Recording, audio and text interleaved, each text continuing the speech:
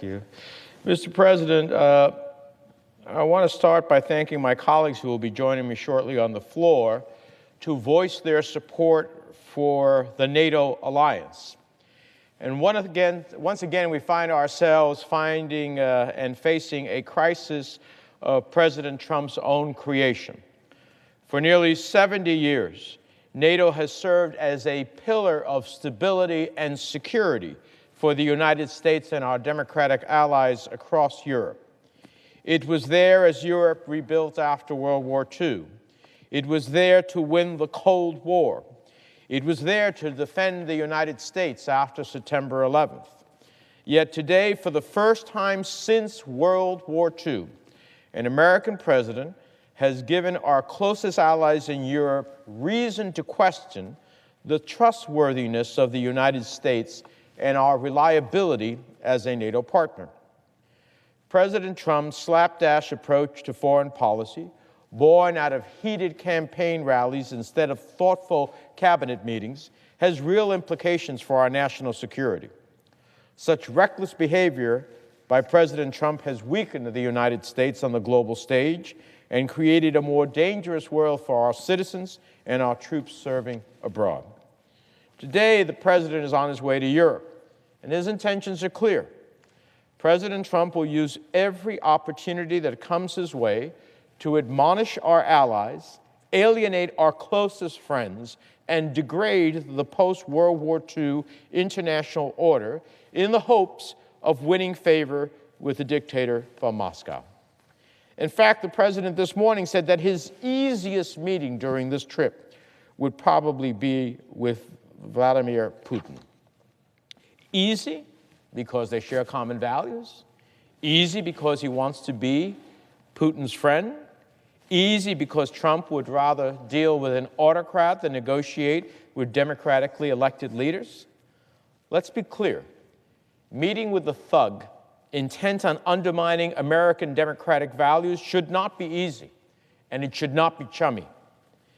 Yet, as National Security Advisor H.R. McMaster reportedly said in the past, the president thinks he can be friends with Putin. I don't know why or why he would want to be.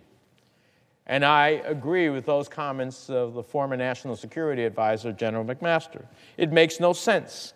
Attacking American democracy is not exactly an act of friendship. We know the circumstances are dire. The leaders of our intelligence community and the entire Senate Intelligence Committee on a bipartisan basis have concluded that Russia not only attacked the United States in 2016 through its cyber efforts, but continues to sow discord and destabilize institutions that are at the very heart of American democracy.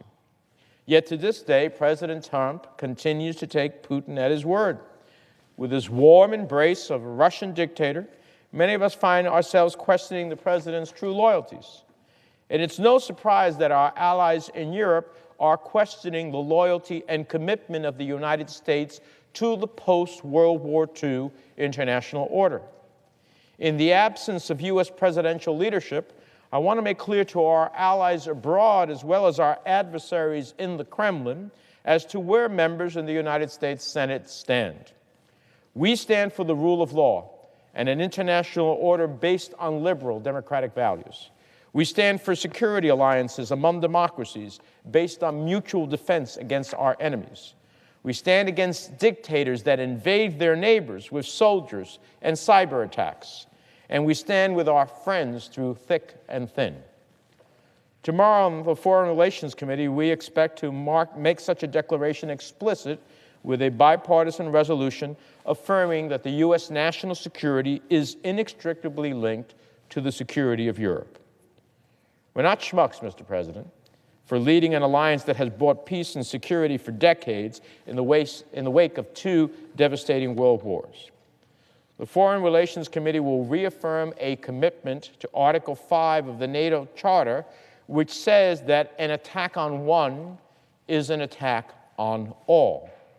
We recognize that since Article 5 took effect, it has only been triggered once, only once, by and in support of the United States following the September 11th attack. And to this day, nearly 17 years later, NATO troops still serve in Afghanistan in support of the American effort. These countries have all sent their sons and daughters to fight and die alongside ours.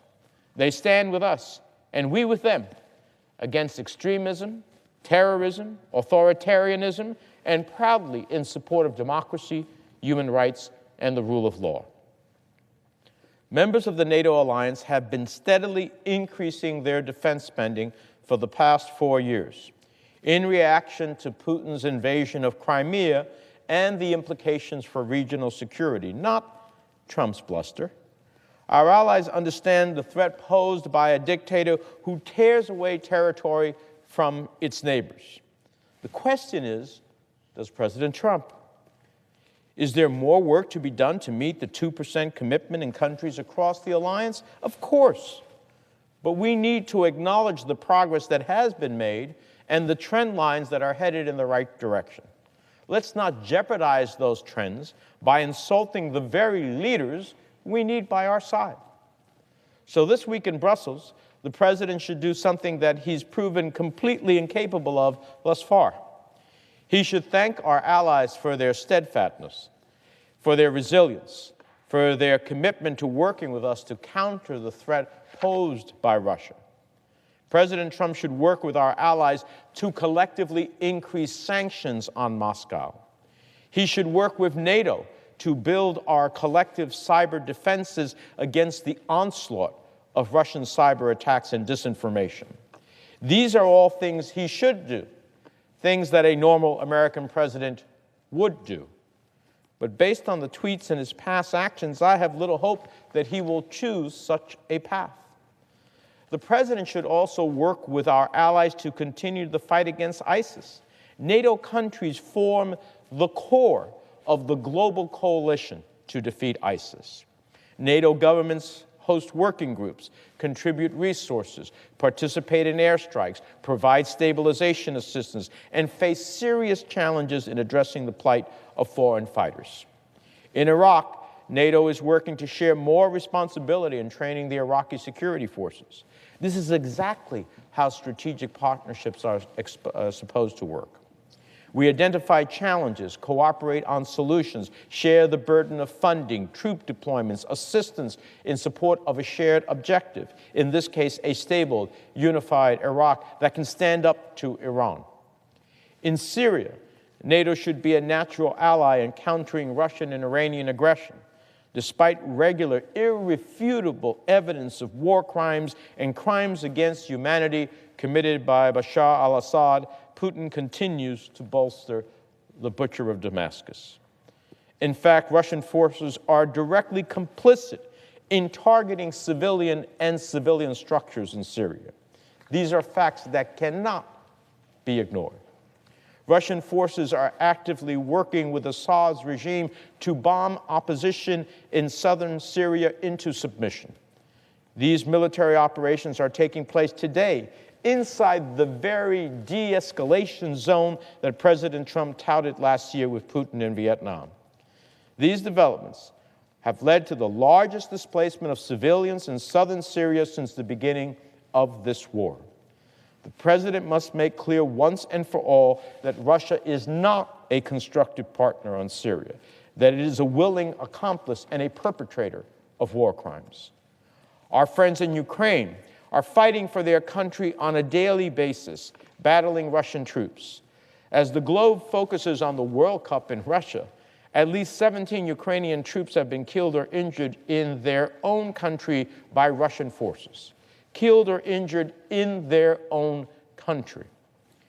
We're helping our Ukrainian friends with training and equipment. Under no circumstances can this aid be diminished in any way. President Trump needs to understand that any attempt to do so will be met with strong and unified opposition in the Senate. President Trump can never lose sight of the importance of eastern Ukraine, nor can he forget the plight of so many Crimeans that suffer under Russian repression to this day. So today I introduced a resolution with Senator Portman, calling for the United States to declare a policy of non-recognition of Russia's illegal annexation of Crimea. This idea is modeled on the Wells Declaration, which said that the United States would never recognize the Soviet annexation of the Baltic states. The Wells Declaration meant something to the beleaguered people of Latvia, Lithuania, and Estonia, all whom yearned to be free of Moscow's repression. And today, they are free. It represented the United States' commitment to the territorial integrity of independent countries. Today, we have the same opportunity to send the same message to those courageous Ukrainian citizens living in Crimea. President Trump was reported to have said that the people of Crimea want to be part of Russia because they speak Russian. Instead of misinformed judgments from the president, we in the world need clear leadership that says definitively to President Putin that we will not stand for his illegal occupation of Crimea. We will not stand by in the face of ongoing attacks in eastern Ukraine by Russian forces. We will not stand by while President Putin participates in the commission of war crimes in Syria. And we will not stand by while Russia attacks democratic institutions here in the United States and those of our closest allies. I hope that our president will meet with Putin in Helsinki and express these simple but powerful statements. Yet nothing in his track record gives me much hope that he will do so. We have a president who is so enamored of Putin that he still to this day refuses to criticize the Russian leader. A president who sought early in his term to lift sanctions on Russia. A president who has questioned Ukraine's sovereignty over Crimea. A president who routinely trashes partners in the strongest military alliance the world has ever seen. This behavior is bizarre, it's erratic, and it's no reflection of who we are as a country or a people. So in closing, I would remind the president that the Russia sanctions law, CATSA, restricts his ability to unilaterally lift sanctions on Russia. Such a move would be subject to congressional approval. So as he embarks on his quote-unquote easiest meeting with Vladimir Putin, he is constrained by a law that was supported by 98 senators. We know that Putin seeks sanctions relief. We must make clear that such relief will only come when he withdraws from Ukraine, returns Crimea, and ends his support for Bashar al-Assad and stops interfering in our elections. As someone who is personally sanctioned by Vladimir Putin, I will not stop in working to ensure that the CATSA law is fully implemented by this administration. The hallmark struggle of our time is between those who champion democracy and autocrats who use repression, military invasions, and disinformation to achieve their nefarious ends. And this week, this battle comes into sharp contrast. Will our president side with our democratic allies in Brussels, or will he side with an autocrat in the Kremlin? Either way, the world needs to know that the United States Senate has made its view clear. We stand with NATO. We stand with our allies. We stand for democracy and the rule of law. We stand for the international liberal order that has kept the peace for decades. We stand on these values today, and we will never shy away from their defense. Mr. President, with that, I yield the floor. The Democrat leader. I thank my colleague from our neighbor, New Jersey, for the excellent job he does in just about anything he does, but particularly today as ranking member of the Foreign Relations Committee. His leadership is invaluable to this country, so I thank him for it. Now, Mr. President, President Trump is on his way to attend the annual summit of NATO leaders in Brussels.